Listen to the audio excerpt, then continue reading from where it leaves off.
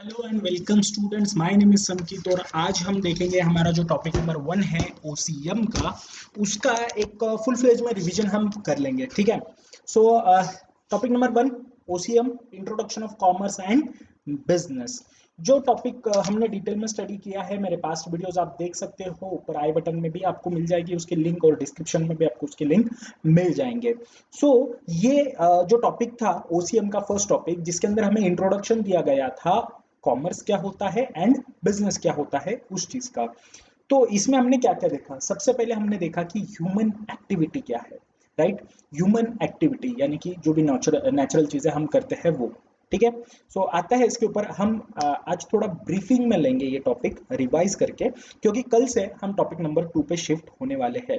ठीक है। So introduction में हमने देखा कि ह्यूमन एक्टिविटीज होती है दो तरीके की, एक होती है नॉन इकोनॉमिक एक्टिविटी, दूसरी होती है इकोनॉमिक एक्टिविटी। तो क्या डिफरेंस होता है इकोनॉमिक और नॉन इकोनॉमिक के बीच में?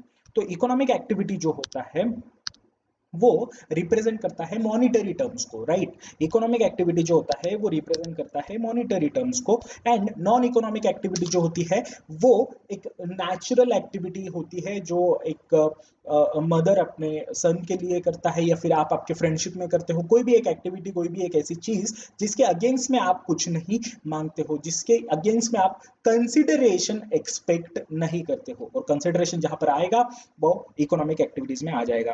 तो इकोनॉमिक एक्टिविटी के 3 क्लासिफिकेशन: बिजनेस, प्रोफेशन, एम्प्लॉयमेंट। फिर से बिजनेस, प्रोफेशन, एम्प्लॉयमेंट। बिजनेस में रिटर्न में क्या मिलेगा? बिजनेस में रिटर्न में क्या मिलेगा? बिजनेस में हमें रिटर्न में मिलेगा प्रॉफिट। और प्रोफेशन और एम्प्लॉयमेंट में हमें रिटर्न क्या मिलेगा? प्रोफेशन में हमें मिलेगी प्रोफेशनल फीस, और एम्प्लॉयमेंट में हमें मिलेगी सैलरी। राइट। ये रहेगा उसका consideration, monetary terms. Then economic activity में सबसे पहले बिजनेस। बिजनेस क्या होता है? बिजनेस होता है, business activities are all those human activities which are directed towards the production and processing of wealth. Okay. Production processing के लिए जो भी एक्टिविटीज आती है, जो भी चीज, जो भी एक्टिविटी हम लोग करते हैं, उसको हम क्या बोलेंगे? बिजनेस बोलेंगे। राइट।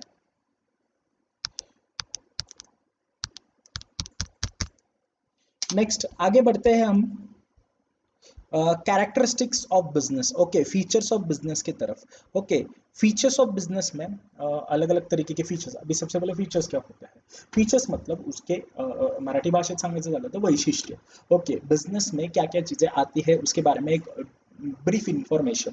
तो सबसे पहले आती है कि ये एक इकोनॉमिक एक्टिविटी है। सेकंड आता है टू पार्टीज इसमें इन्वॉल्व होती है। नेक्स्ट है प्रॉफिट मोटिव। यहाँ पर मोटिव आपका क्या है? प्रॉफिट। ओके, बिजनेस हम क्यों करते हैं? क्योंकि अर्निंग समथिंग इन रिटर्न हमें चाहिए होता है, कंसिडरेशन हमें चाहिए होता है in terms of profit. Then उसके बाद में हम बात करेंगे production of goods and services, exchange of goods and services, and dealing in goods and services. Okay, तो सबसे पहले गुड्स एंड सर्विसेज होता क्या है? गुड्स यानी कि ऐसी कोई चीज जिसकी डीलिंग हम कर रहे हैं, कोई वस्तु जिसकी हम डीलिंग कर रहे हैं, और सर्विसेज भी उसमें आता है। सर्विसेज ये इनटेंजिबल चीजें होती है, और गुड्स जो है वो टेंजिबल चीजें होती है। मतलब गुड्स को हम देख सकते हैं, छू सकते हैं, बट सर्विसेज को देख नहीं सकते। ओके, बट होती है। तो दोनों टेंजिबल इंटेंजिबल गुड्स का प्रोडक्शन वहां पर होता है, उसकी डीलिंग होती है, और एक्सचेंज होता है, जिसमें हमने बार्टर सिस्टम का भी एक एग्जांपल देखा था। आप पिछले वीडियोस में जाकर देख सकते हो। देन उसके बाद में आपका दिया है कंटिन्यूइंग डीलिंग्स। अभी बिजनेस मतलब क्या कि आज मैंने कोई ट्रांजेक्शन किया, कोई डीलिंग किया, तो वो हो गया क्या मेरा बिजनेस? नहीं। बिजनेस ये ऐसी एक्टिविटी है जो कंटिन्यूएशन में चलते ही रहती है till the end of the business. Okay. जो रेगुलर चीजें जो होगी उसको हम क्या बोलेंगे? बिजनेस बोलेंगे। जैसे कि एग्जांपल के तौर पर मैं अगर मेरी ओल्ड बाइक बेचता हूँ, तो क्या वो तो क्या वो एक बिजनेस होगा क्या? नहीं। अभी ओल्ड बाइक बेचना ये मेरा बिजनेस नहीं है। मैं एक आधी मेरी जो बाइक है वो मैं बेचूंगा, बट रेगुलर कंटिन्यूएशन में मैं वो चीज करता हूँ क्या? नहीं। राइट। नेक्स्ट बात दिया है आपको अनसर्टन रिटर्न्स। रिटर्न्स मतलब जो प्रॉफिट आपका होता है वो सर्टन नहीं होता। बिजनेस में कभी भी कुछ भी हो सकता है। कभी आपको हाई प्रॉफिट होंगे, कभी आपको ह्यूज लॉस होंगे। दोनों भी चीजें साथ में लेके चलनी पड़ती है, क्योंकि यहाँ पर एलिमेंट ऑफ रिस्क इन्वॉल्व होता है, रिस्क इन्वॉल्व होता है। अभी आपका बिजनेस जो है वो रिस्की है, क्योंकि कोई भी बिजनेस लो आप, रिस्क होता ही है। सादा दूध डेयरी का भी अगर बिजनेस लेते हो, तो दूध डेयरी के लिए भी मिल्क अगर खराब हो जाता है तो उसको नुकसान होने का रिस्क है। राइट। बट अगर आप प्रॉपर प्लानिंग करते हो तो रिस्क को रिड्यूस कर सकते हो, एंड नहीं कर सकते लेकिन रिड्यूस प्रॉपरली कर सकते हो। नेक्स्ट है कस्टमर सेटिस्फेक्शन। इतना सब कुछ हम किसके लिए करते हैं? कस्टमर्स के लिए, क्योंकि कस्टमर है तभी हमारे गुड्स बिकेंगे, और गुड्स बिकेंगे तो पैसा आएगा, पैसा आएगा तो प्रॉफिट होगा, राइट। सो ये थे सारे उसके फीचर्स। अब बात करते हैं प्रोफेशन के बारे में। प्रोफेशन क्या होता है? प्रोफेशन मतलब जो नॉलेज बेस्ड आपको गेन करना होता है। मतलब प्रोफेशन जो होता है वो चलते फिरते नहीं मिलता आपको। प्रोफेशन के लिए आपको प्रॉपर एक फॉर्मल एजुकेशन लेना पड़ता है, प्रॉपर नॉलेज गेन करना पड़ता है, तभी आपका जो भी प्रोफेशन है वो स्टार्ट होता है। ओके। और इसमें बहुत सारी चीज़ें हैं कि ये एक टारगेट इसका होता है, एक प्रोफेशनल क्वालिफिकेशन यहाँ पर होता है, उसकी डिग्री होती है, उसका रजिस्ट्रेशन होता है। आप ट्रांसफ़र नहीं कर सकते हो प्रोफेशन। बिजनेस देखो, बिजनेस ट्रांसफ़र होता है, बाप से बेटे के पास ट्रांसफ़र होगा, लेकिन प्रोफेशन जो है वो ट्रांसफ़र नहीं होता। मतलब अगर कोई टीचर है और टीचर का बेटा अगर वापस टीचर बनना चाहता है तो उसको पहले क्वालिफिकेशन लेना पड़ेगा, क्वालिफाइड होना पड़ेगा। बट बिजनेस में वैसा नहीं होता। बिजनेस में क्या है? बिजनेस ऑटोमेटिकली ट्रांसफर होते जाता है, ठीक है। तो देखते हैं इसके फीचर्स। फीचर्स में क्या क्या दिया है? एम बात कर ली हमने। एम मतलब एक टारगेट होता है, उसके ऊपर आपका फोकस होता है। देन क्वालिफिकेशन, क्वालिफिकेशन मतलब कुछ ना कुछ नॉलेज लगेगा। अब डॉक्टर को मैं इनकम टैक्स रिटर्न भरने बोलूँ तो वो नहीं जमेगा उसको, क्योंकि उसका नॉलेज जो है, क्वालिफिकेशन जो है वो मेडिकल सेक्टर में हुआ है, राइट। या फिर एक किसी सीए को मैं बोलता हूँ कि आप ऑपरेशन करो, तो उनको भी वो प्रॉब्लम मतलब वो नहीं कर सकते, क्योंकि उनके पास प्रोफेशनल क्वालिफिकेशन एक पर्टिकुलर इनकम टैक्स में या फिर फाइनेंस से रिलेटेड है, राइट। नेक्स्ट है फाइनेंशियल रिटर्न्स। रिटर्न में आपको क्या मिलेगा? फीस मिलेगा। आप सर्विस प्रोवाइड करोगे, आपको फीस मिलेगा। या फिर अगर आप कहीं जॉब करते हो, प्रोफेशन देखो दोनों में भी, मतलब प्रोफेशन जो है ना, बिजनेस एंड एम्प्लॉयमेंट का कॉम्बिनेशन है। आप खुद का प्रैक्टिस भी कर सकते हो, मतलब खुद का बिजनेस भी चला सकते हो, या फिर किसी के पास जॉब भी कर सकते हो, किसी कंपनी में जॉब भी कर सकते हो। कंपनी में जॉब कर रहे हो तो आपको रिटर्न में सैलरी मिलेगी। अगर आपका खुद का बिजनेस है, मतलब खुद की प्रैक्टिस है, तो आप उसको क्या बोलते हैं उसको, आपको फीस मिलेगा। जैसे कि कोई एक डॉक्टर है, डॉक्टर अगर खुद का क्लिनिक चालू करता है तो वो क्या है? उसके लिए प्रोफेशन ही है, लेकिन वो सेल्फ प्रैक्टिस है। अगर कोई डॉक्टर किसी बड़े हॉस्पिटल में जॉब करता है तो हॉस्पिटल उसको सैलरी देता है, तो वो एम्प्लॉयमेंट में चले जाएगा। तो दोनों का कॉम्बिनेशन जो है, बिजनेस और एम्प्लॉयमेंट का कॉम्बिनेशन जो है वो प्रोफेशन होता है। बट यहाँ पर नॉलेज की जरूरत होती है।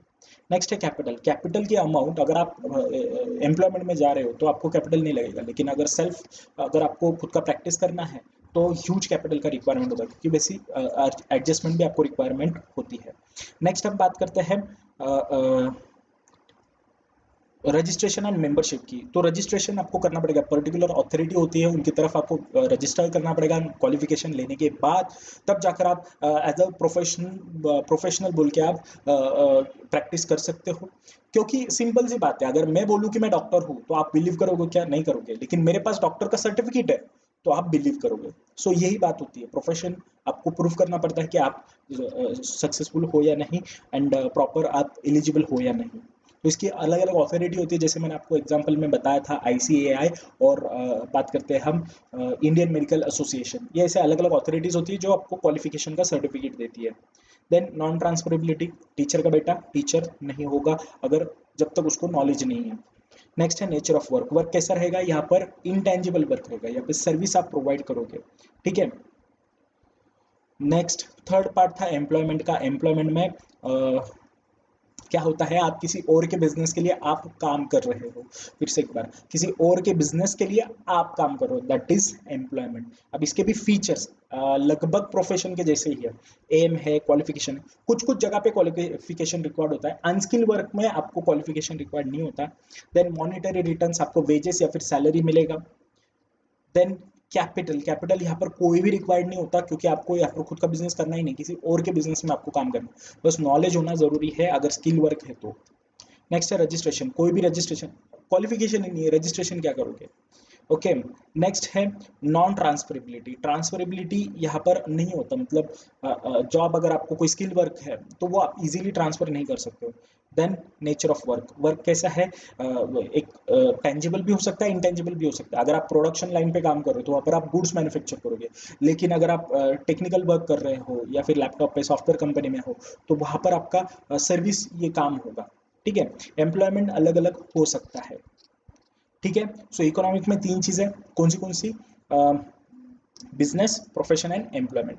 अब हम बात करते हैं बिजनेस की, क्योंकि हम पूरा सिलेबस बिजनेस से रिलेट करता है। तो बिजनेस में हमें देखना है कि हमारे दो तरीके के ऑब्जेक्टिव्स है, इकोनॉमिक, नॉन इकोनॉमिक। इकोनॉमिक में हम पैसे के बारे में सोचेंगे, नॉन इकोनॉमिक में हम सर्विस के बारे में सोचेंगे।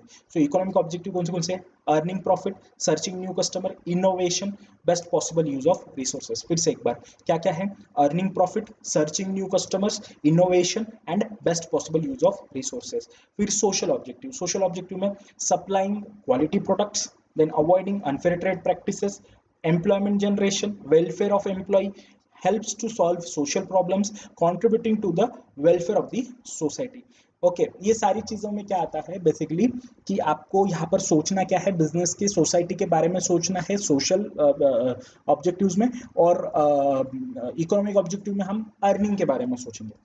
फिर था रोल ऑफ प्रॉफिट, प्रॉफिट का क्या हिस्सा होता है किसी भी बिजनेस में। देखो सिंपल सी बात है, अगर प्रॉफिट है तो बिजनेस करने में मजा है, राइट। तो मतलब जो बिजनेस में पैसा लगाते हैं लोग, उनको आपको रिटर्न देना होता है, बिजनेस को डेवलप करना होता है, रिसर्च एंड डेवलपमेंट के ऊपर खर्चा करना पड़ता है, ग्रोथ होता है, एक्सपांशन होता है। ये सारी चीजें किसके वजह से होती है? बिजनेस में प्रॉफिट की वजह से होती है।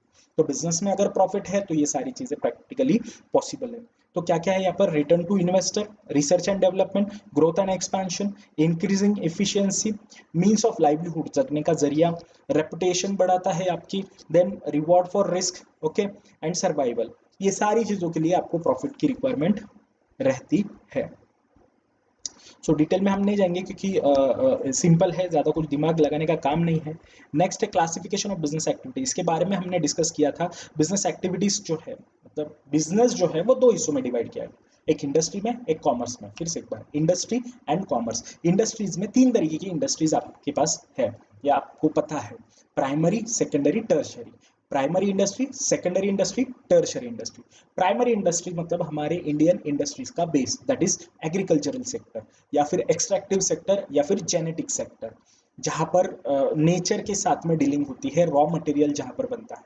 फिर आता है सेकेंडरी स्टेज। सेकेंडरी इंडस्ट्रीज ये टोटली बेस्ड होती है प्राइमरी इंडस्ट्रीज के ऊपर, क्योंकि प्राइमरी इंडस्ट्रीज में जो रॉ मटेरियल बनेगा उसको प्रोसेस करने का, उसको मैन्युफैक्चर करने का काम कहाँ होता है?